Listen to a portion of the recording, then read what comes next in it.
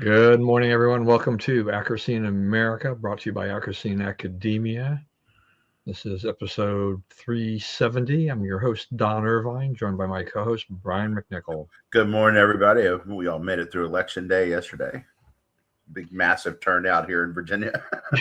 Yeah, I was thinking about, I went to vote.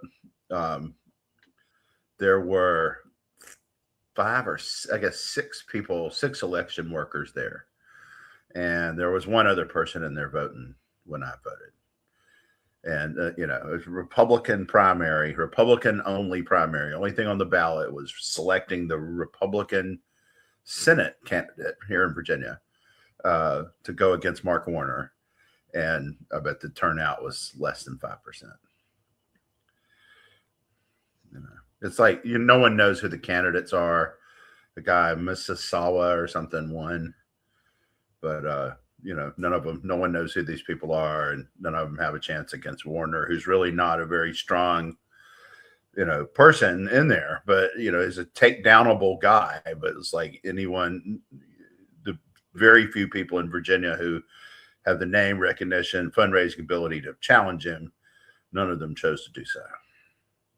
This is a problem for the Republicans across the country, is that there are plenty of high name recognition people who've served, in various positions, governor or whatever, that could run for Senate seats and whatnot, and they choose not to run.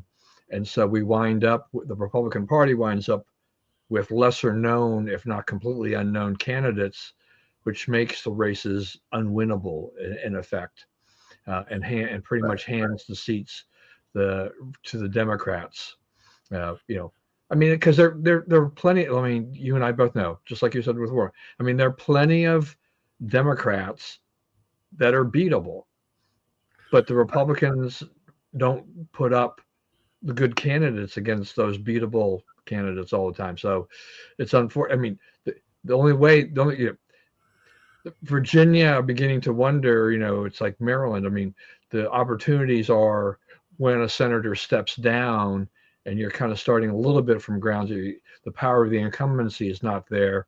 So you have a little bit more of an even field, kind of a thing, going in.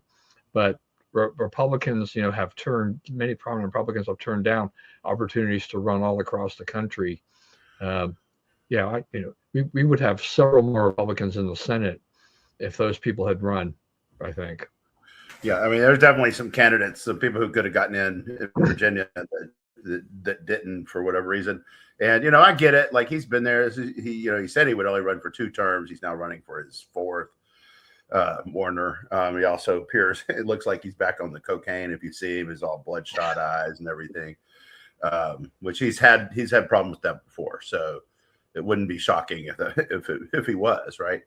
And he's tied to some of the weakest, most criminal stuff that's gone on up there. He could be picked apart, and he could be forced to debate. He could be forced to defend all this, Democrat socialist stuff that he hasn't disavowed them. So he could either defend them or disavow them. It wouldn't really matter. It would hurt either way, right? But no one is, the guy who won is not going to even be able to get Warner to debate him because, he doesn't have to, and he won't. Yeah, I mean, if you're gonna win comfortably, there's really not much of a reason to do this. I mean, this happens on both sides. I mean, and then the other side can always say, well, you're afraid to do it, but it's like, why do I need to do this if I'm going to beat you 60-40 or better? Right. I'm going to coast anyway. People know who I am. The people who are going to vote for me know who I am, or at least they're going to just pull the lever, in essence, for the D. So, there's nothing I gain by debating a lesser known, unknown candidate at all, especially when they may have to wind up resorting to some kind of ambush or squirrely kind of tactic to try to get some headline grabbing thing that just, won't make any sense and won't really have any bearing on the race. You're throwing long bombs. That's what, that's right. But here's the thing about it. So Virginia has some of the reddest counties in the country. They have some counties where it's literally 90% red. In the last election, the Republicans actually picked up a seat in the state Senate. So in the state Senate, it's 40 members. It's 21 to 19 Democrat. The state House is 51 to 49 Democrat. So it's not like Maryland where it's, you have almost veto proof majorities of Democrats, right? In both houses, you have, it's a very, very close state. And you have a lot of government workers, and they're kind of split. You think about them as being on the left because their jobs depend on there being a lot of government money, but a lot of this is like military, where that's not so much a factor. It's not like you're going, hat in hand, are we going to fund the military? Yeah, we're going to fund the military. So, it's not undoable, right? We just had a Republican governor. The governor before the current governor was Republican, and not a bashful Republican either, a strong Republican. But it's not. There's no one organizing it. It's no one. We need to figure out who is the best person in the country at leading a state party organization, and we need to hire that person and bring them here. Right. And whatever costs, it's worth it, because, you're getting nothing out of it now. And, you have very little and declining amounts of name recognition. Right now, so far, it looks like the Virginia 2, which is one of the Dems' big targets this year, that's the Virginia Beach district. And the Republican who was thought to be in trouble, has pulled ahead, has taken a pretty good lead there. So, it's not that the state has turned against Republicans. It's that the Democrats are organized and into it and ready and have people in all these positions, and the Republicans don't. It was a big goal of the party in the last cycle just to have a candidate in every race. We're like, no more forfeits. We're going to put somebody up, however ridiculous they may be, and you're not going to get a forfeit, right? And I think they came pretty close, didn't quite do it. But you're battling just to put a name on the ballot, let alone someone who anyone's ever heard of or could win. And to still be very, very close to half. To me, it's like it's a winnable deal, but it's just not. It's not organized vigorously and forward-thinkingly enough. Yeah, I mean. Yeah, I mean, so you have Virginia. I mean, the legislature was Republican controlled, and then they lost control. Which is their own fault. I don't know whether or not it's really they got a little bit too fat and happy, thinking that this would never happen, or they got outmaneuvered by the Democrats. They got outworked. They got outworked is what happened. And the other thing is like the part of the state between here and Richmond turned sharply left. And, you put like a line through, a thick line through Virginia from here to Richmond. You're talking, it's like, how do you measure that? And so he ends up losing. Here's the guy who was a 2-term governor, right? And he was serving Congress. You couldn't do any more in the name of name recognition and electability among Marylanders, and he loses to somebody who's very little known about her outside of her own county, right? I mean, really not a strong candidate at all, and he got whipped pretty good. So, there are people in Maryland who vigorously support Trump, right? Obviously, there's a political phalanx of people there, and it's not big enough to win elections. But I think anti-Trump can't win elections either. Right. I mean, I think you got to negotiate it some third way. Yeah, it's Hogan found that it was much more difficult being the anti-Trump senatorial candidate than the anti-Trump governor. Different level.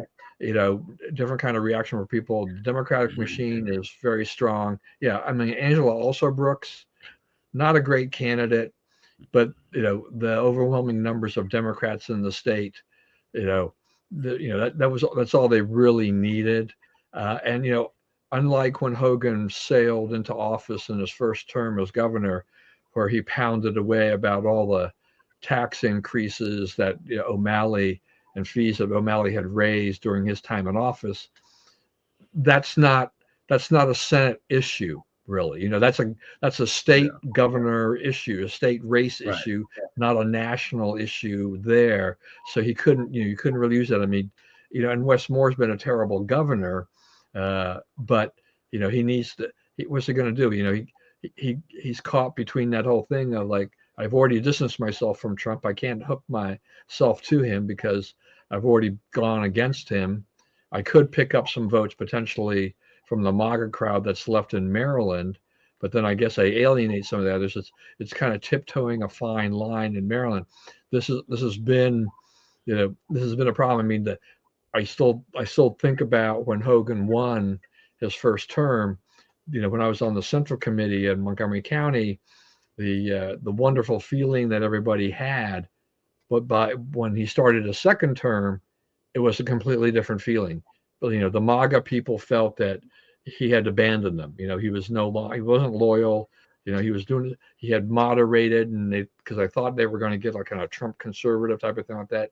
It's like anybody who knew Larry Hogan knew that was not going to be the way he was going to be. That he was going to try to govern down the middle in order to get the greatest effect, because there was no way any legislation was going to get passed that he would propose at all, with those Democrats in control. But he could use executive orders to get a few things around the edges. And that's really what he did. Wes Moore takes over and all hell breaks loose. So, where Maryland is a lot worse off for, not having Larry Hogan in office or any Republican at this stage. I mean, so now we have Dan Cox, running against Wes Moore. Cox, the interesting thing about Cox is just that he's tempered himself. He's not throwing the bombs and the flames, that he did on the first time around, which has actually upset a lot of the people who supported him the first time around, right? So you can't win for losing, right? I mean, there's nothing you can do. You can't make these people happy. I'm much happier with a Dan Cox that is trying to be a more reasonable person, but he probably, it probably gives him less of a chance to win against Moore, just because of the Democrats are going to roll over through this election. I don't see, Moore's going to win re-election and set himself up for, 2028, because he knows that field is open. The Democrats have got nothing, at this point. So why not throw your hat in the ring at that point? Do you think he's viable presidential candidate?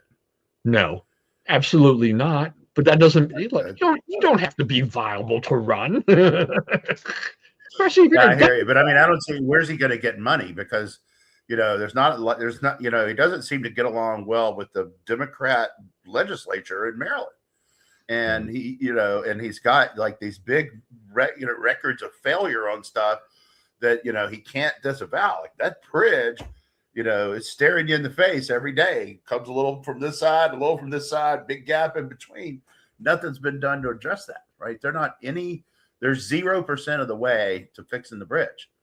They're 0% closer than the day it happened. Right. And they don't. What a failure. I mean, and think about that. When is like, that's when, everybody in the state passes through there at some point, right? Everybody in the state sees that bridge, the big gap in between, so how can you just sit and let that failure stay there like that and not do anything to fix it? So, and if I'm governor too, and I'm going to run and I win my second term there, I said, yeah, I would try to run for something else before the term is over, just because, the purple line is getting closer to completion, and that thing is a disaster. I mean, that's a Hogan started disaster, but Moore has basically been running around the state saying, more delivers for you, and the purple line is one of the big things. He's got all these little projects, spending all kinds of money throughout the state, saying, we're delivering for you, spending. That's why we have to raise our taxes, right? Because I'm delivering for you, but I have to raise your taxes to pay for what I'm delivering. By the way, right. Which you may or may not have needed, Yeah, and when the purple line is finishing up and running, the amount of money it's going to cost taxpayers is going to be staggering. I wouldn't want to be a politician hanging around, having somebody point out to one of me, is like, you're losing millions and millions of dollars on a project that never should have been started, and one that you could have. It was already in bad shape. You could have found a way to pull the plug or modify it so it just became a smaller project. He could have pulled the plug a lot of times. There was opportunities, but with all the cost overruns, with all the contractor issues, there were opportunities to say we're done. They hadn't done much work anyway, so there wasn't a lot of damage. You could kind of get things. You could rebuild or restore something else over there instead of wiping out all these businesses in Silver Spring and all these things. This is just a disaster, particularly in a post-COVID era where people don't really ride mass transportation. I mean, Montgomery County's, their answer to low transit ridership is to make it free. Right. Which doesn't help a whole lot. Doesn't well, actually... it's not. Thank you. Okay, so I'm paying for people I don't even know to take these buses around the county. Right. Look, and and I drive around the county enough. It's like there's nobody ever on these buses when I'm driving. Yeah. It's like, so why are we doing now? Right. That's right. So you have that, but that also leads into Moore's now he's touting things, because we know this is a big year for this, right? They're going to put on the ballot, they're going to return the redistricting to the people, so that they can vote on this. So they can amend the state constitution so that the districts don't have to be compact, contiguous, whatever anymore. So that gives the Democrats a chance to just wipe out Andy Harris. So they're supposed to be contiguous and compact now? Yeah. Really? They're not following the Constitution to begin with. That's interesting. Yeah, they're not following how it's supposed to be anyway. The folks, if you're watching this and you don't live in Virginia or Maryland, go look up the Maryland congressional map, districts map. Yeah, compact or contiguous. Yeah, and the Maryland, there've been several people I know were testified in Annapolis about that, and they mentioned these sections of the Maryland Constitution about how the districts should be, how they, they're supposed to be, which already flies in the face of how it goes anyway. But gerrymandering is always gerrymandering. But it's legal in Maryland to be sure. Right, it's right. Legal, but long-standing practice. Yeah, but they're Democrats obviously want to give themselves a blank check to do everything in their power to wipe out the one last Republican in the state, that's serving there, because we're the Republicans and the Democrats are in a war on redistricting and seats, not just for now, but it will affect everything going forward. So, I have no idea at this point in time how that vote will go, but I would hope that Marylanders would look at that and say, come on. It's like, this is just a bridge too far, for this. Is that whatever happened to, independent, redistricting commissions that would try to do this, where's the idea of letting AI kind of create the districts, and then you can kind of touch them up to make sure, because AI is not, AI has its flaws, but then kind of fix it that way but you have a balanced thing.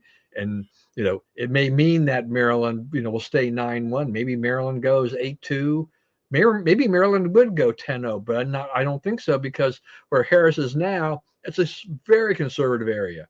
So I mean, it would be the ultimate in gerrymandering to get him out at this point in time. They basically pushed him to the last vestiges of where there's a whole group of conservatives in the state of Maryland left. So well, I mean, six. They've already destroyed six, but right, they did. They have destroyed six, and that's what I'm saying. That's they're going to go after Harris to try to destroy that district as well, and it would look ridiculous. There's no doubt it was just absolutely ridiculous to just break that up at this point in time after what they've done elsewhere. So it's just a lot of nonsense that goes on with politics in this sense, but that's the way it is. And as we say, elections have consequences. That you win the races. You control the state house. You get to do things your way. Right. You get to do things your way, and if you don't like it, then vote those guys out and try to take over.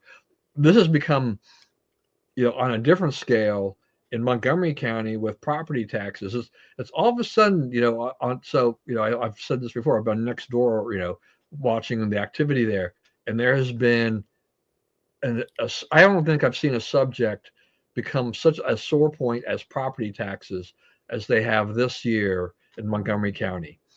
Part of that is because the county council eliminated the $692 homestead credit kind of thing that they had, that everybody basically got after they applied for it, and virtually everybody applied for it after it had been automatic for a number of years.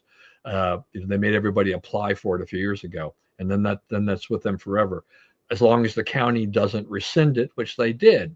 So they get an automatic tax increase that way. They didn't raise the tax rate, but our assessments are already going up anyway because we're on a 3-year cycle. So we know that those were going up. So it was, adding insult to injury to see $692 piled up against whatever the assessment increase was, times the tax rate, and say, whoa, what's going on here? And so now you've got all kinds of people, I think on both, I think definitely,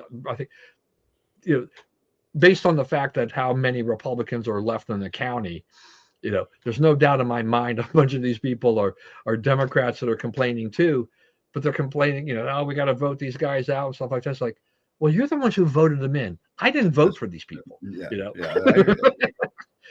You are now getting what you voted for.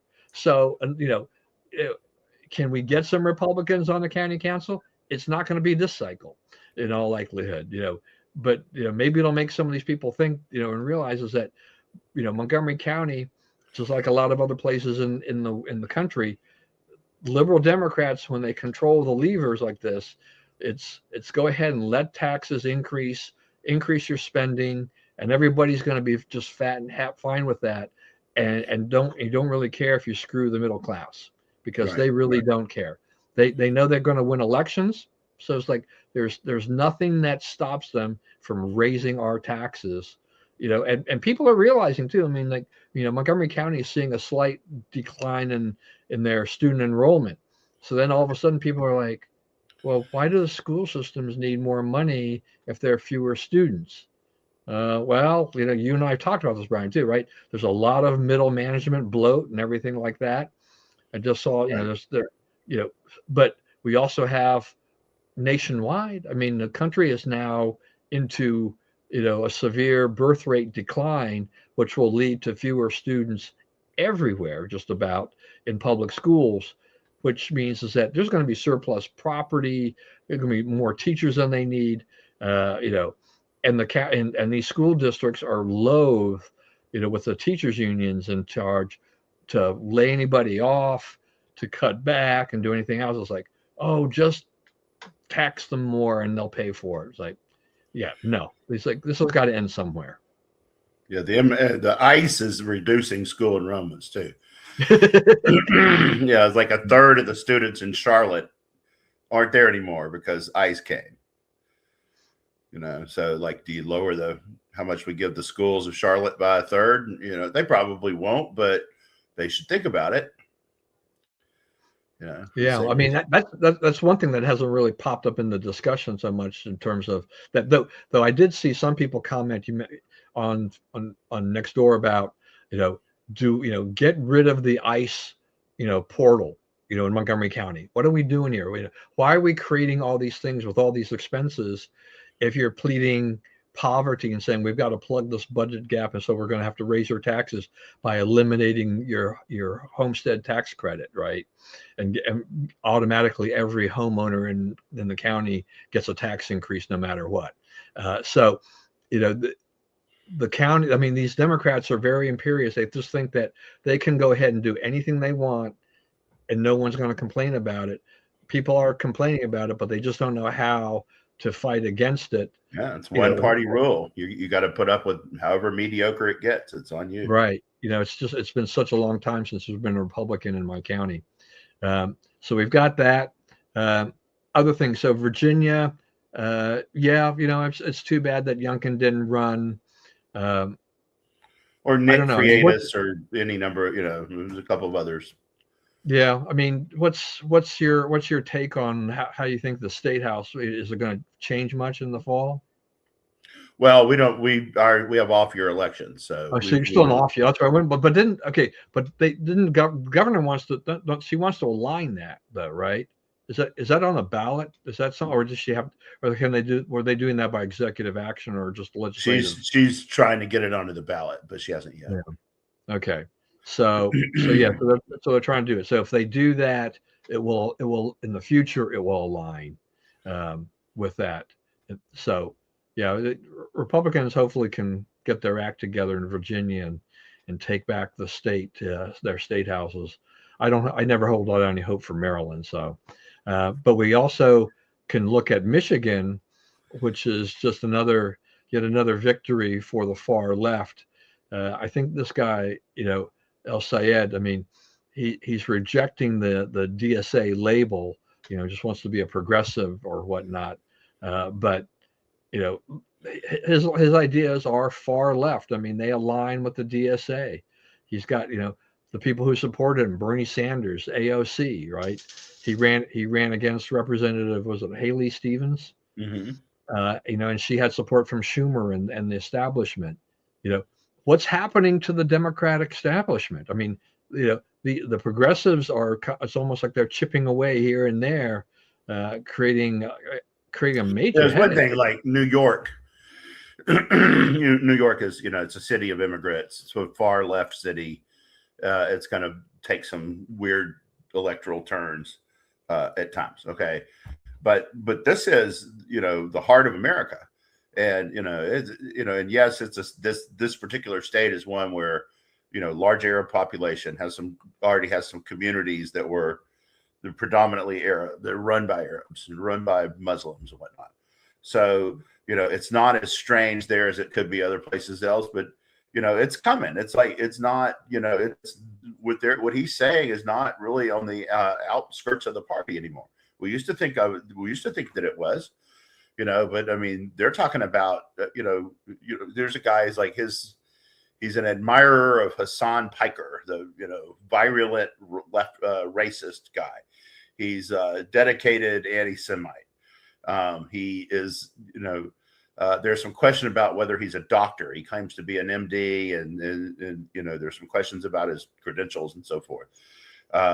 He is far left, cut down police, eliminate ICE, eliminate the military, eliminate the Senate, the White House, and the Supreme Court, subsume everything to the House of Representatives, just have a 600-member House, and that's how we run the country. Could you imagine what that would be like? 600 people, whatever they come up with. Oh my gosh, right? So, I mean, these people, it's like they're not just a little off the edge; they're way off the edge. So, I don't know. And I think that there's debate now. Is this a gift or a curse? Is this energy carryover? I think the people of Michigan can still tell crazy from not crazy, and I think that they're not going to want to be associated with a guy with a virulent racist past, Republican or Democrat. And Mike Rogers, the Republican candidate, he's not quite Larry Hogan, but he's a really moderate Republican. So they're not asking you to vote for a far right winger or Trump supporter or whatever. He's just a kind of a mainline Republican. The other thing is like, you know, MAGA is not, you know, it was thought of as like a far right thing, right? But that's the middle now. I mean, they're for the middle things, and there are people to the right of them, and there are people to the left of them, and those numbers are kind of balancing, which tells you that they're kind of the middle. So, you know, when the you know when the right, you know, you get the criticism from like the libertarians and so forth. You know, it's like, you know, you're too far. You're too far to the edge. You don't see the middle anymore, right? And if we have to govern from the middle, that's what it is now. It's changed. It's not where it was before. Yeah, I mean, you know, I mean, Rogers is a long time Michigander. I mean, he's a known Right. Served in product. Congress, served in intelligence Yeah, I mean, you roles. know, you can look at Well his known voting person. record and everything like that. He's a sensible candidate. El-Sayed, you know, I mean, he won, but it's a narrow victory. You know, I'll be curious to see, you know, maybe you've already heard that, you know, whether or not, uh, you know, how many Democrats will actually, you know, mainstream Democrats will actually endorse him. The thing about a lot of these left-wing candidates, these DSA types and whatnot, is just, you know, with their crazy, you know, platforms and, you know, thought ideas and things like that, how the Democrats, how a lot of the mainstream Democrats, they won't disavow them. They don't want them there, but they won't disavow them.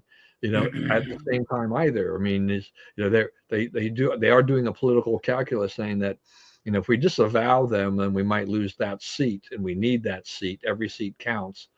On the other hand, you know, we're inviting trouble by if we do invite more of those into the party, um, they will change the face of the Democratic Party, and not for the good. You know, I think there was a time where you could tell much more easily the difference between a Republican and a Democrat. That is not the case really much anymore. You know, because you're talking about MAGA, you know, and how MAGA has kind of been changing over time. But you know, the Democrats, you know, they had a mix. They had the blue dog Democrats, and they had all kinds of.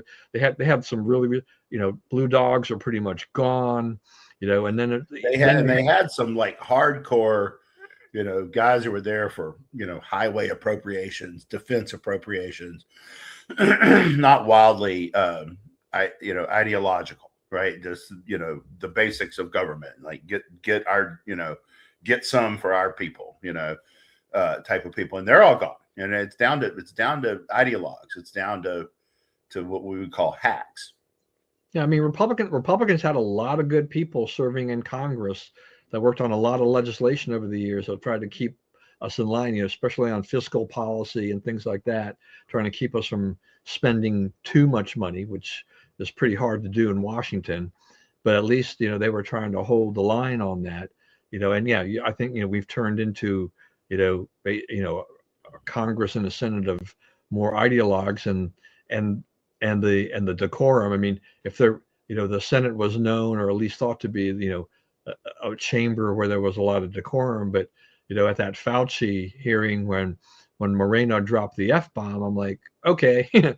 To me, I think that's a direct result of Donald Trump, because Trump is now he's been using language like this all over the place, and so, you know, it's kind of like all bets are off onto what you're going to hear in any hearing from now on by any side. You know, they're getting down into the mud, and it is just becoming, you know, these ideologues fighting against each other, staking their position and saying, okay, you know, here we go, and if they'll call a spade, even if it means dropping these F-bombs, you know, at a public hearing and whatnot. You know, the history of strong rhetoric in the Senate is more prevalent. I mean, we look back at it now and you say, okay, it wasn't so bad before. Yeah, it was. It's been pretty bitter. You know, you had people shot on the Senate floor. You know, no one's tried to shoot anybody over there in a long time. No one's tried to actually have a fist fight with anybody over there in a long time. Right? It's just words now. So, you know, I don't know that we're any more bitter to the other side than when we were before, but the rhetorical tools at our disposal have changed. Obviously, you know, there's the internet and there's, you know, social media and so forth. And there's also, you know, I thought about that when I was watching when Bernie Moreno did that. And I thought, you know, I understand that, like, okay, what was he trying to do there? He's trying to get people's attention onto the issue, right? And to really frame it in a way that, you know, that you could see that it was Fauci who had acted incorrectly or whatever. But, you know, I wouldn't have done that, you know. Like, I coach these basketball games and I get it, you know, get in it with refs. Sometimes you get it with parents. Sometimes you get it with players.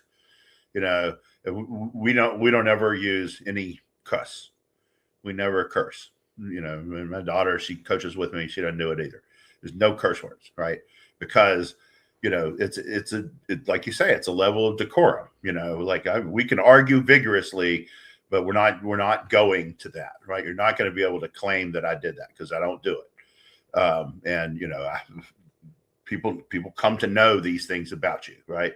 And so, you know, he didn't slip up. It looks like he planned for that moment, right? It's like, I'm going to get a chance and I'm going to tell my little story about how, you know, I gave up all my businesses and decided to get in here so I could sit here in this chair and say and ask you this question.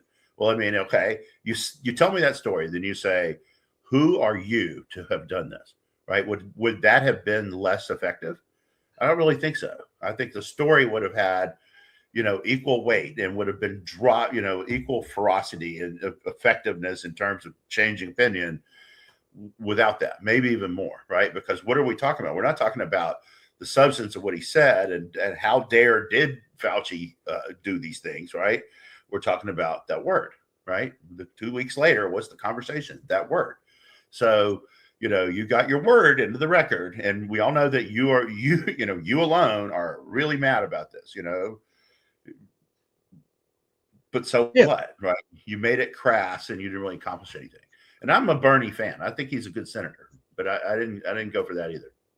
Yeah, I mean, that's the thing, right? I mean, what do I remember from the exchange? I remember the F-bomb dropping. I don't, you know, the other stuff that he was doing is you lost. Stop considering whether his point is right.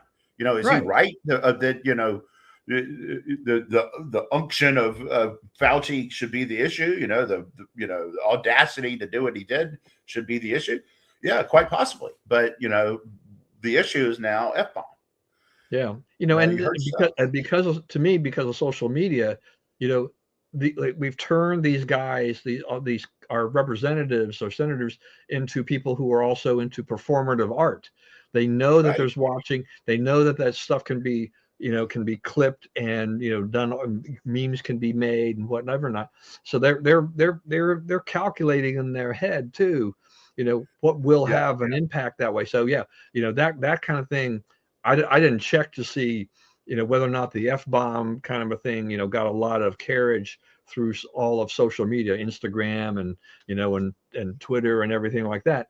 But, you know, you do this for effect because you can do that now, but you lose the purpose of what you're doing. You know, the stuff that you were really trying to accomplish gets lost because you're now trying to perform to the camera and not really hone in on your issue and the statements you were trying to make. It's too bad. Yeah, I mean, I think Moreno's a good guy, but I think to me it's a mistake to go and do that. Anyway, we got to keep moving along. The other thing too is that, so I see that Representative Edwards from North Carolina is not going to run for re-election. He was facing a potential censure. Whether or not how much of this stuff was accurate or not, I don't know. You know, but I'm just kind of curious as to, I didn't see what the next step was for North Carolina to replace him in the primary. You know, after the primary, he's won the primary, the general election, whether or not the next guy gets up or do they have to do something else, you know, so they have a candidate in there to run in the fall. I don't know. Do you know anything about that at this point? I don't. I don't know what their procedure is. But if it's Republicans, they're going to ask for some kind of election, right? Yeah. They're going to try to shoehorn some kind of vote in there, right? Like we did yesterday. Yeah, and I don't know. I mean, I didn't see what what kind of district he had, whether or not he was R plus something or other. Is it a comfortable R district or? It's a comfortable R district, so they just got to get somebody who's not offensive. But. Okay, so that's at least the chances are is that it'll still be a safe district. You don't want to see that if you're like +1 or +2. Right, that's right.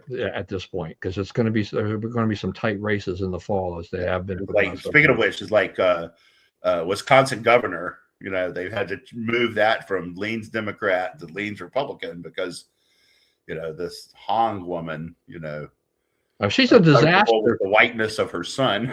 Yeah, she's a complete disaster for them. I mean, they're apoplectic. I mean, they've got a primary, you know, they've got this thing coming up here this month, I guess, and this is not good. I mean, you know, the incumbent governor is like, you know, the Democratic Party is having a real big problem, you know, with this.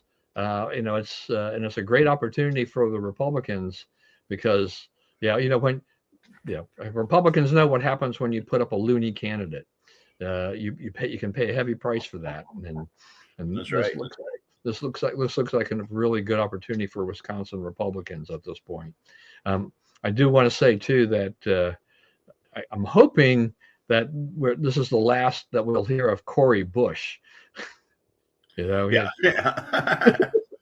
Yeah, I think she'll go off to do St. Louis things. Yeah. I mean, you know, look, she could be another Stacey Abrams, right, or whatever. They try to form something that turns out to be corrupt and inept, you know, and then you wind up having your reputation gets, you know, torn to shreds. But you know what happens to her is it's kind of like what happened to Trump when he came to Washington the first time, his first term. It's like, you know, Cori Bush doesn't know anybody who knows how to run a congressional office in Washington, right? She wins an election.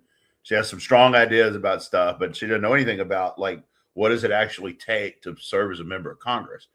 And so she ends up hiring people that, you know, it ends up being a mix of loyalists and people who don't know what they're doing, right? And so, and one of those two is almost always going to get you in trouble. Wasn't it family members involved? Yeah, family members. Yeah, like nephew or cousin or something was her security guy and owned a security company and ended up with a bunch of millions of government dollars somehow. So. Yeah, she's a really good example of like, oh, look, I got elected. I'm going to get paid this money, and I've got this budget. So let's go ahead and just spread it around, and we're going to have this little mafia going on here, and we're just going to suck the government dry with a bunch of inept people. Yeah, that's about it. Yeah, you know, and then and she aligned herself with the squad too, right? So yeah, that's one squad member that was not one of their bright and shining moments. Not that anybody is particularly noteworthy, except AOC continues to roll along and show that she's got stamina and she's definitely a force to be dealt with, I think, in a lot of cases. Other things we need to go over real quickly too. So the Iran war still going on here. There's a lot of negotiations apparently about the Strait of Hormuz. I want to just mention this only in the sense of the stock market was very high on the possibility that we're really going to get more oil flowing through the strait. And so it's taken off like a rocket here in the last couple of days, and hoping that, and oil prices are down about $10 a barrel since we were here last week. So that's good news. Trump, though, to me, I love Trump going out there and kind of badgering the oil companies, because I'm like, wait a minute, it's like, he sounds like a Democrat. Yeah, a lot of people, like a lot of the libertarians are like, he told them to lower the prices. Like, well, he didn't make them lower the prices. He jawboned them, right? Yeah, and I want my president out telling those guys lower the prices. Like, what is the downside of that? Oh, well, they feel pressure. I want them to feel pressure. That's what it's all about. Well, look, I think it's rather funny, or maybe a little bit hypocritical, because they made all this money thanks to the war that he started. He going in there that basically tightened up supply to the point where they're minting money. Now, as supply and demand start to even out, those profits are going to go down. I mean, they will still make money, but those profits are abnormally high right now. They will get back to a more normal level. Right. Once this is settled. Because I was there, I think the guy from the American Petroleum Institute said that about 7% of the oil that we need or whatever, is going through the strait right now. So if they open it up, things change dramatically. So, we've got, and yeah, you or I don't like paying $4 a gallon for gas when we're paying a little over 3 or less than 3 last year. You did enjoy your sub-3 gas, I guess, in Texas, but you also paid the $5 or $6 in California, or whatever. Yeah, $6.50 or whatever in California. Yeah. I remember I think we had $118 tank somewhere. Yeah, 118 tank, and it's all the way the whole East Coast. I mean, Oregon's a little better, but Washington's as bad as California. Yeah, no, it's not good there. I mean, I didn't even check with my son to see what it was like in Utah, because Utah is also, it's not as high as California, but even though they've got some refineries in there, it's usually higher than it is here. For some reason, and it depends on where the pipelines are and where the flow is, and so many factors that go into that. But hopefully those things will, as we get closer to the election, will smooth that out. So as we get down towards the end here, so Todd Blanche, his nomination moved forward out of committee once he basically satisfied Tillis and Cornyn about the anti-weaponization fund, which for me, I'm glad it's not an issue. I put that behind us. I think people should start suing them for wrongful imprisonment and all that kind of stuff in there. Look, they can go ahead and do that. That's fine. Do that. I don't. We didn't need punish them for it. Need the fund. The whole way it was set up. I thought the fund was a cheap way to deal with that, because you do owe them some compensation. They were mistreated by the government on purpose. So I mean, if you were, and you felt you were, and you want to sue the government, go sue the government and prove that it happened, and then see what happens. But just to have this anti-weaponization fund, which was the control over it was kind of sketchy, which looked like it was just a way to funnel all this money to all these people without any direct proof. I mean, they could have probably provided a minimum amount of proof, and they would have gotten a check for something. So go prove it in a court of law and let it happen. And that's fine. If the government has to cough up the money, let them cough up the money, but move on from that. So I don't know. I mean, we do have the majority in the Senate, but I don't know if that means is that, is he going to get confirmed, or is it just going to be one of those things that's going to be just a close one? I think those two votes give it to him. He'll either gets him to 50 and Vance can cast a tiebreaker, or gets them to 51. I think that. Yeah, I wouldn't be surprised. I wouldn't be surprised if Vance has to cast a tiebreaker in this case in order to get him over the hump. But the thing about it is that's big news, because there's a ton of stuff we found out when they were trying to charge Comey the first time, that you have to have a confirmed attorney general to do. So once he's confirmed, you could start seeing, whatever they have in Fort Pierce come out, right? And, whatever you're going to do with Brennan and Clapper and all those guys could start coming out, right? Which, if that doesn't come out pretty soon, it's useless, right? You're literally down to a month at most. Those indictments need to drop, if they're ever going to drop. I suspect it's getting into Durham report, Horowitz report territory, where it's a smoking gun. We got you guys. It's coming, and doesn't really show up. Yeah, I mean, look, if there are legitimate reasons to go after people, go after them. I just don't want Trump, who complained about lawfare, to go and use lawfare against others. That's right. So they got to be careful about it. But they've had this stuff a long time. They've had a lot of evidence for a long time, and nothing's come of it. So it's beginning to look like they've got DeGenova down there running this. He broke it all apart, reorganized it, and how they were going about it and everything. But if it doesn't happen soon, that it's not going to happen, right? Then it need not. It won't matter if it does happen. Right, but my suspicion is that they fell short. Then they already know it, and they're figured out how to break the news. Yeah. So once Blanche gets in, which we're giving him a good shot of getting in, even if it is a tiebreaker, then we'll kind of see. They'll sort it out and see what is worth pursuing and not. and just kind of move forward. Now, Jeannine Pirro apparently is a little bit in the hot seat there over the whole reflecting pool thing. Look, AIM gave an award to Jeannine Pirro back in the day, and I always thought she was always a tough character, right? She was, on Fox, she was something else and all that kind of stuff like that. And there's no doubt that I think she really wanted to do Trump's bidding, and make this thing happen. The reflecting pool thing did not work out the way that Trump had hoped it would. And they still can fix it and get it right. And all of this. This was a major undertaking that they really sped through, and problems developed. But you gotta love how Trump is kind of like, now he's just like, he's not happy with her. Well, I mean, I think a lot of that has to do with the media. And, I don't think there's that big a rift here. And also, but he said he's not happy with her. But I'm not sure that he's not right. Right? It is assumed, well, they found out this and that. Like, that's one side. That's one side of the story.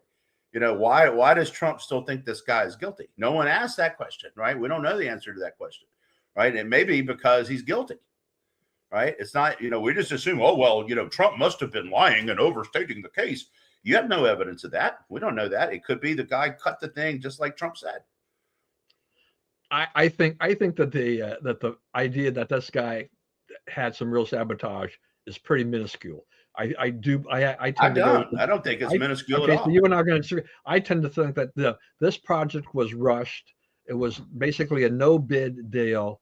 There were other problems that the reflecting pool had forever, and they really should have taken this on. I understand why he wanted to do this, because we had July 4th, 250th birthday. He really wanted to do this the Trump way. No problem with that, but really, it had to be fixed. That process should have started when he took office, and they should have had more time to work on that, bid that out, and find the right thing to do and test that out, because the reflecting pool is just kind of a weird thing about where it draws water and all this stuff. The temperatures in D.C. create issues. So, there are multiple number of issues that were there. Decades of not keeping it up hurt it too. Yeah, right. No, I mean, there's been neglect. There's all kinds of stuff. I mean, I'm glad that he has gone after that to try to fix it. That's a good thing, Yeah. I'm glad that he wants to do something at Dulles Airport and really turn that into a state-of-the-art place. Though I did read the other day, there will be one potential downside to passengers once this is all done, if it actually gets done, is that it apparently costs $10. The airlines pay $10 per passenger every time somebody flies out of Dulles. In order to pay for that $22 billion project at Dulles, that fee would go up to $90 per passenger every time you leave. So I'm like, that's called the deplanement. $80 to your price of your ticket. Yeah. Right. So think about it. Now, this is going to be over the course of years. I mean, this is not something that's going to happen next year, right? And they've got to go through process. But I may not even be alive by that time. Who knows? What the heck? Government projects. I mean, he's already changed his mind on how he wants to do with Union Station, because that sucker's an albatross. Yeah. But I do like what Trump has been trying to beautify America, get some of our iconic, buildings and things like that up to snuff. I mean, Union Station has been an embarrassment for over 50 years. I went through town the other day, and it was, there's none of those tents anymore. All that stuff has been cleaned out, right? Yeah, which is not a place you should be allowed to camp. You go camp somewhere else. And he's putting gold leaf on statues, he's he's sprucing it up, making it more secure, has people out watching the street so you don't get mugged. I mean, people don't realize what a big difference that he has made for DC. Yeah. You wouldn't think of him as somebody interested in upgrading DC. Yeah, I don't know, but and he's doing it all in his signature gold. Yeah, that's right. So it's a gold city with President Trump. All right, I'm going to keep trying to run through this. So you got a bunch of those MAGA exiles. They're meeting. They want to form another party. That's going to go absolutely nowhere. These people are a bunch of losers. Yes, basically. So, I mean, I think that the proxy for this party to like what is it capable of achieving is probably about what Ron DeSantis had in the 2024 campaign, about 9, 10, 11% of the vote. And, that's it of Republican vote, right? Of 2 or 3 or 4% of overall vote. But, they're a non-factor. They lost every primary to Trump by 40 points. And it's the same people, that they're like the Democrats. It's not really, except for the really outlandish things that they say, it's kind of hard to tell what they're for, right? Because they're just against everything. They're just against everything Trump does. They're like, we believed and now we don't believe. It's like, we figured it out. It's like, you didn't figure out. You had things you were frustrated about, and you're making mountains out of molehills, and that's fine. You can do that, but you're consigning yourself to irrelevancy forever. Well, the thing to me too is just that, to me, this is really built on their anti-MAGA feelings, right? Yeah. When Trump leftists. leaves They're office, like the libertarians. They've gone to the left. yeah, when Trump leaves office, MAGA will not be the same. They'll still be around, but it'll be a different type of group. And as you've already said before, it's already kind of changing now, while Trump is in office. So you're targeting a group that is changing that you may not actually disagree with as much. You're just bitter about Trump. So Right. You're behind the curve already. By the time you try to establish this and actually find a candidate, your candidate won't be any different than the Republican candidate. Man, Yeah. you're And not people going don't to realize it's like, the idea that like anything Trump is terrible and poison is dying. It's not dead, but it's dying. And the way, like, the way I was like this morning, I was looking at a golf, something on Facebook about it's like a golf group or whatever, right? They talk about golf. And the lead story of it was, I think in the 2028 tour, the PGA tour here in the U.S., they're going to go back to playing at Doral. They're going to have an event at Doral, which Trump owns now. And, the one guy went, oh, hell no, right? And everybody else is like, what's wrong with you? He just got completely obliterated. It's a good golf course. It doesn't matter that Trump owns it, right? And some people really like Trump, but some people are like, why worry about that aspect of this? This is golfers playing a golf course. It doesn't have to do with politics or Trump or any of that. Play your golf at the best golf courses. Yeah, right. And don't worry about who owns them and all that stuff, because that doesn't matter to you. So the idea that it's just poison and radioactive to touch anything Trump is dying, right? It's like, even the people that don't like him are like, he's just another president. He's just a president I don't like. Okay. And that's a different rational way. And I would argue probably a better way to go about beating him if you want to beat him, because when people start telling me about, the Epstein files and, he's a pedo and all this, it's like, okay, you're not really paying attention, and no actual dialogue is going to help you, because, you don't have any knowledge. You don't know what's going on, right? You don't have any idea what you're talking about. So, you're finally getting to the point where there's a critical mass of people who, just they don't feel that threatened by it anymore. Yeah, look, they're tuning that out. To you anti-MAGA, never Trumpers, out there, and it's like who thought America was going to just fall apart or go down the drain. America is fine. We're thriving. We're fine. There are things that I personally do not care for that Trump has done, but I don't agree with every president anyway. And most people never agree with everything a president does to begin with. But here we are, a year and a half into his final term, and we're fine. And we're going to be fine. By the time the election rolls around, for whoever is going to run, we're going to be fine. And I remember, I don't know if you remember this. We had a conversation about this when Biden was president, right? And one of the things we said was like, I had been somewhere and I was like, I'm driving up down the highway and there's, zillions of cars going past me, and we're going through, I think I'd been in California, unlimited, wealthy, stopping by that places, right? And it's like, yeah, the economy's in bad shape and it's being mismanaged and the people running the country don't know what they're doing. But this is America. And for the most part, those guys really can't ruin what we're doing. Right. And for the most part, it's fine. Right. There's things that need to be fixed, but for the most part, we're fine. And we're always going to be fine because, you can't really dig, you can't really unearth this American. And these people talking about, eliminating the presidency, the Senate, and the Supreme Court, we're not going to do that for you, right? You're the one who's going to have to change. You're going to have to learn to work with those institutions, right? I mean, that's not going to be a thing. So, I think it's good. I think that, I think we need to understand that, we are arguing about important things, right? And there's a right way and a wrong way to do things.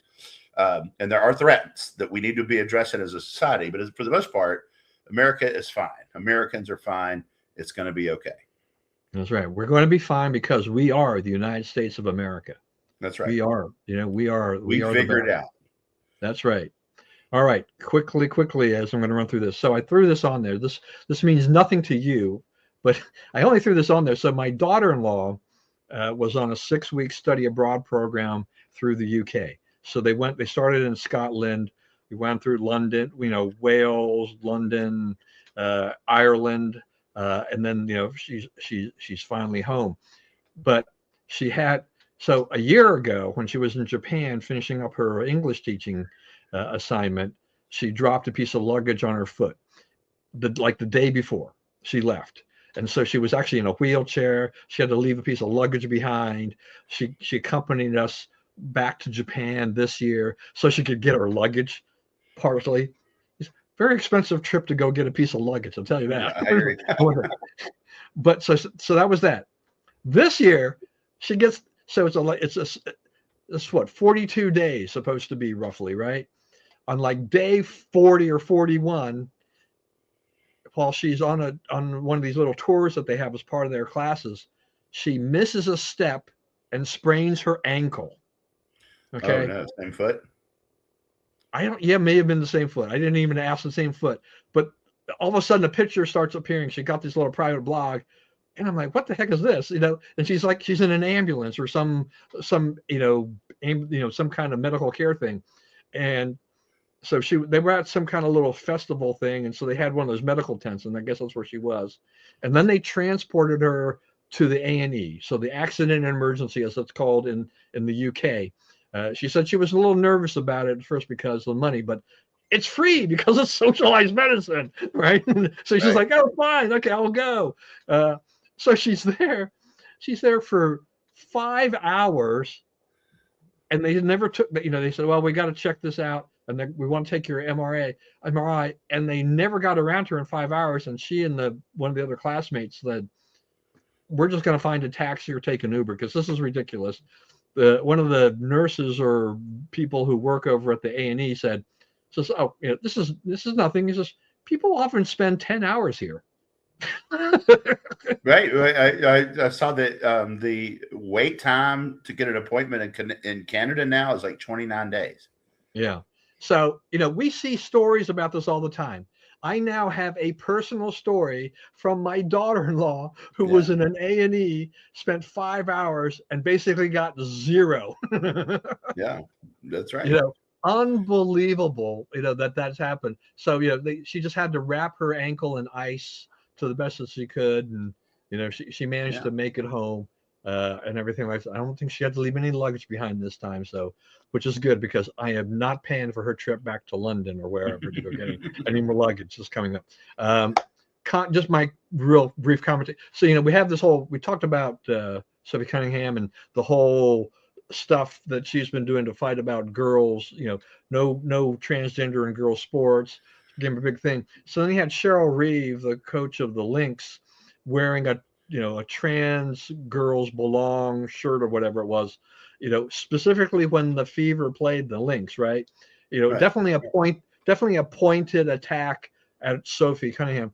I really hate I was never a big fan of the WNBA, but I really thought that, the Caitlin Clarks and there were some good players out there, Paige Beckers, all these people, right, out there that had lit up the college scene, gone to the pros. Attendance is way up, interest is way up. They're getting contracts, they're getting paid more. They're starting to get more traction. But this is a terrible thing. This is not this whole politicking thing. Get it out of here. I mean, Sophie, I think Cunningham was just trying to make a point that she just thinks, she's trying to protect young girls and all this stuff. And then you've got this. Yeah. Why is a coach like think about an NBA coach comes out with a shirt like that, right? What would the NBA do? They would say that's not a place for this kind of shirt, right? Don't do this again, right? And then they've got on to Steve Kerr, right, for being overly political, and Popovich, and those were being over political for the left, right? They're both screaming leftists, both of them. Which I think is interesting because I've obviously met a lot of basketball coaches in my life, and I bet they're 90% are conservative because it's an accountability business, and there's on Pop and on Kerr, it's not like they're wearing these T-shirts at the games. Well, Kerr did. He had some T-shirt over his shirt, and he got in trouble for it, right? By blasting Trump or something, but I'm not a shut up and dribble guy. These people, they have a right. But the thing about it is like the microphone you're using, right? Ronald Reagan made I paid for the microphone. The person who paid for the microphone gets to say how the microphone is used. You want to get your own microphone, you can say whatever you want. So the league is allowing her to do this, to set up this controversy. And what else happened there was a protest, right? Outside, there was the pro Sophie Cunningham people and the anti-Sophie Cunningham. And it seems like the whole league and the coaches remarked when they asked her about it, she goes, well, I just think, sports should include everyone. That's not the question, right? The question is, should men be able to play in women's sports? I mean, if there's a league of transvestites, okay, that's fine. I have no problem with that. That's what they want to do. Go have that league. I'd coach it, That's a pretty crazy people. It could be a whole lot worse. But it's you don't have the right to do that, right? You don't have the right to play in the WNBA, right? You have to be selected, and there are criteria for getting selected, and one of them is you got to be a woman. And if they apparently, actually, that's not true. Apparently, the league is saying that there's a trans player in France, 6'8" guy, who wants to come over and play in the WNBA, and the league has said they have no rules against it. So, and he's a big dude too. He's not skinny at all. He's a big, strong guy. So, I'm like, bring it on. Come get in the league and play against these women and show the deal, right? To make people understand why they don't let men in the women's sports, or they shouldn't be in women's sports, right? Because it's a big physical advantage. It's not the same game, right? So I don't understand the problem with it. But the league seems to think it can sell more tickets stoking this controversy than solving it or addressing it in any responsible way. And I don't understand that. And I'd like to see why they think that. And I'd like to see whether that's true. So, I don't know. But the end result is, the traditional sports fan like me and you, who you say what we want. We're on the weekend. We're watching them games. We're flipping between channels and catching the end of this one and the start of that one and all that stuff. We're not doing that for the WNBA because it looks like a league where they don't, they let thugs beat up the stars, for some kind of racial reason, and where they promote boys and girls sports. And it's like, I want to be down for that league. I'm coaching girls, right? So that they could go up the path and get into these leagues. But I'm not down with this. I can't go with this. Yeah. And then Ed Markey I guess he was on the floor, Senate floor, and talking about there's only 12 transgenders in the NCAA. We have to protect them. So everybody needs to be able to play. You play in the boys. You can play. Yeah. Well, look, it's not quite the same apples to apples comparison, but you remember, we had that whole boycott of the 1980 Olympics or thereabouts. Right. What did Ted Turner do? he formed the Goodwill Games. All right, and it's like, okay, Yeah. I'm just going to put these other countries. We're going to have another set of games that'll be like the Olympics with those teams. It's like, fine, do that. Yeah. You can go ahead and do that. So yeah, I mean, this is the WNBA. I mean, to me, if you want to lose support for things, this is one way of doing it. I mean, but I don't know. They're just I guess it's kind of like what we said last week was what Brian Urlacher said. We know the league is gay. Yeah. Yeah, So but I mean, what we know is there are a lot of disparate forces jerking the league in various directions, and whoever's the lady in charge is completely inept, and I think yeah. that she got to go. All right, a couple more things as we continue to roll along here. It's going longer than I wanted to, but anyway, it's good discussion. So this is just something I noticed, and maybe you already knew about it, but I had no idea. So we've had this DC Open, tennis match going on every summer for Yeah. something like 40 plus years, right? Yeah. And it was like the Leg Messing Classic, and I think Citibank sponsored it. Right. And then I saw the TV the other day when I was at the gym. I was leaving, and they were doing a report on it because it's going on right now. And the screen isn't. The gym didn't have the screen size correctly, so it just said like Mubadala D.C Open, and I'm like, I know there's more to that, so I looked it up, and I'm like, it says Mubadala D.C Open. I'm like, what the heck is that?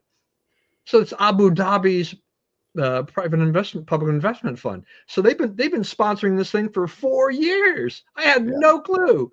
It's like, this is kind of interesting. I'm not sure how I feel about this, but it's their money. I mean, yeah, it's their money, and it's a tennis tournament, and I don't pay a lot of attention to that's tennis, but I just thought, do a lot of other people actually, it's a small tournament, so not a lot of people pay attention to it, but do people it's like, by the way, the Abu Dhabi's come in and they decided to sponsor a tennis tournament. Hello. Yeah. I just think it's kind of, I mean, after all the fuss about live golf and everything like that, and and all, so it's just kind of interesting to see. It's like, there's money coming in from other sources. What do you think about that? Yeah, it reminds me of the old days when the American university basketball teams played in the Adnan Khashoggi Center. Oh yeah, that's right. The Khashoggi Center. That's right. I remember. That's right. And then Adnan's source of income came to light, and then it was Bender Arena, and so. Yeah, there's more stories like that out there. Adnan is the uncle of Jamal. Oh, is that right? Yeah. I think that explains what happened to Jamal. Could be. All right, and last, this goes into the home territory of Brian. Astros on a roll. Mariners are kind of struggling, so it's got the husband-wife dynamic here. Yeah. So she's actually been really good because they've Astros have won, I think, 14 out of 16 now, or 15 out of 17. So they've come from like the best team in baseball since May the 20th. They've come from something like 19-32 to now they're 3-4 games over and leading the division. And the Mariners were hanging with us until the last week or so. They've had a rough period of time, and the Mariners were kind of semi-sellers at the deadline. And we were more. We didn't make a lot of acquisitions, but I mean, you win 15 out of 17, you can make the argument that you don't need a whole lot, right? So, and the Astros were committed to not overpay it. I think the interesting thing was this year was the trade deadline was the economics of it. Like there were some teams that like the Red Sox traded 3 of their best 5 prospects for the Orioles' backup catcher. Right, he's number 1 overall, and he's been an All-Star 4 times, Rutschman. But you mortgage your future for a guy who had lost his job, right? Who had been beaten out of his job as starting catcher of the Orioles. So, there were a lot of the overpays like that. And, and then you take the Dodgers, but they didn't really overpay, right? They underpaid, a lot of people say, for Tarek Skubal. That was probably the biggest trade of the deadline. So, you know, the teams, the sellers, they wanted prospects, they want the future, right? We were trying to get a one major league guy to do a certain thing. And, you know, teams like the Astros started saying paying a big price in prospects may not be worth it. It may be better to just stick with what we have than you keep mortgage in the future, because, you know, the rosters change so much. And also, I wonder how much the dynamic of the possibility of a strike next year, you know, people didn't want to take on big contracts. So, yeah, you know, I mean, that might have the been how, overhang, yeah, maybe how yeah, Scooble got to the Dodgers is like, whoever's, you know, he's going to be on strike and he won't be making money. But I mean, when you come out of that strike, you're going to owe him huge money, whether you can win with him or not. And, you know, the other people didn't want to do that. So, yeah. If there's a strike, a labor walkout, basically, it does. There's definitely a calculus in the back of the GMs or the baseball ops people's minds about that. They don't want these big contracts, you know, sitting on their books. The ones they sign now, they don't want to sign people to big deals now, knowing that that's a distinct possibility. So, right. 2027 could be an interesting year in baseball overall. But yeah, I mean, if you're correct, if the Astros were, you know, 19-32, that's shades of the Nationals at 19-31 and winning the World Series. Right. That's right. So you never know. You never know. That's right. But in the American League, it's just generally terrible this year. So Exactly right. Anybody can win the pennant in the American League. It's a question of whether or not you can beat the Dodgers That's right. in the National League. So that's right. All right. We are now at the end. It is now time for the MRC Minute, if you've got something. Well, my thing was like, one of the things they've been tracking is the coverage of Graham Plattner in Maine and El-Sayed in Michigan, and how, like, you know, there's doubt about whether he's a doctor, and there's all his anti-Semitic statements he's made. El-Sayed, I'm talking about friendship with you know, Hassan Piker and all this stuff that has been blacked out of the media. So, you know, the right-leaning media produced 120 stories about this. The news apps on your phone didn't put any of them on the front page, right? Because they don't want this stuff to get out. So the way, you know, the media's big playbook in these things is to just hide the bad news, right? Just don't let it see the light of day. And so they're being, the news is out there. There's enough good right-wing outlets now cranking out stuff, and it's reliable. It's, you know, they're not worried about the facts being wrong. They know the facts are right. That's why they're doing what they're doing. So, but, you know, the big story is that, like, and the Fauci, like, they just hide the bad and emphasize the stuff they think favors them. And it's like, it's a new form of censorship that may be more effective than all the forms before it. All right. That's it, folks. Thank you for joining us for this, maybe the longest one we've had ever. Yeah. But I think it was a good discussion. Hope you enjoyed that. Please, as always, stay safe and stay well. Remember, we live in the greatest country in the world. Do not let anyone tell you otherwise, especially the Democratic Socialists of America. And as always, God bless America, and we will see you again next week.